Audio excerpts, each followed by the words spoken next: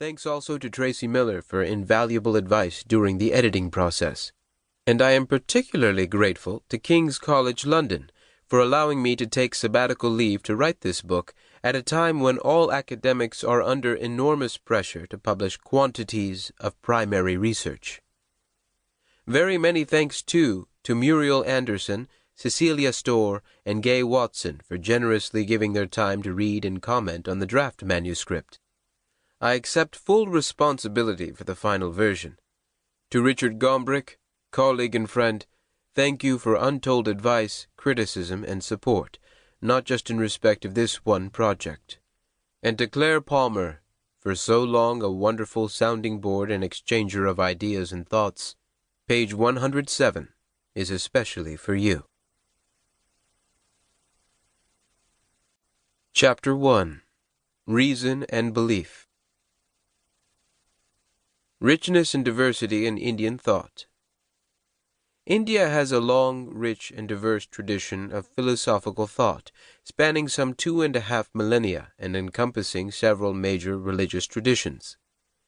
Religion in the context of philosophy is particularly significant because traditionally in India it is believed that the role of philosophizing, in the sense of attempting to understand the nature of whatever it is one is focusing on, is directly associated with one's personal destiny. So philosophy is seen not in terms of a professional intellectual pursuit that can be set aside at the end of the working day, but as an attempt to understand the true nature of reality in terms of an inner or spiritual quest. One might say that what Westerners call religion and philosophy are combined in India in people's attempts to understand the meaning and structure of life, in the broadest sense. This is comparable more with the approach of Socrates than with religion as faith and revelation, and philosophy as an academic discipline. Thinking and believing. This point about the nature of Indian philosophy is an important one to grasp at the outset, so it is worth exploring it further.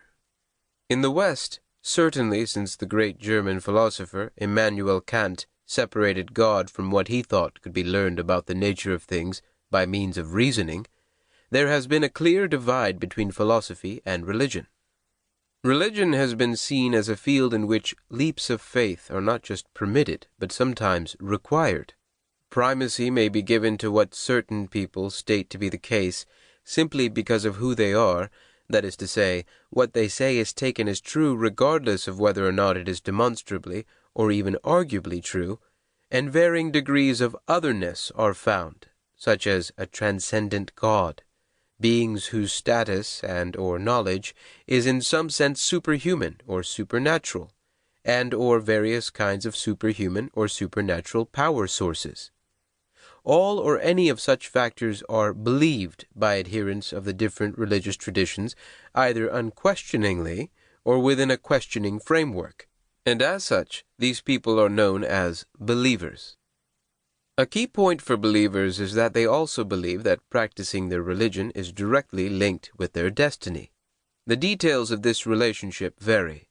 Some think their lives here and now are affected by their religious beliefs and practices. Others think the effects are experienced only after death. Some believe that what happens to them now and or after death is brought about directly by their own beliefs and practices, some that their destiny is entirely in the hands of whatever transcendent, superhumanly powerful other they believe in, and some that it is a combination of these two. However the details are understood, the existence of this relationship between religious beliefs and practices and the individual's destiny, particularly after death, is why religions are referred to as soteriologies, or systems of salvation.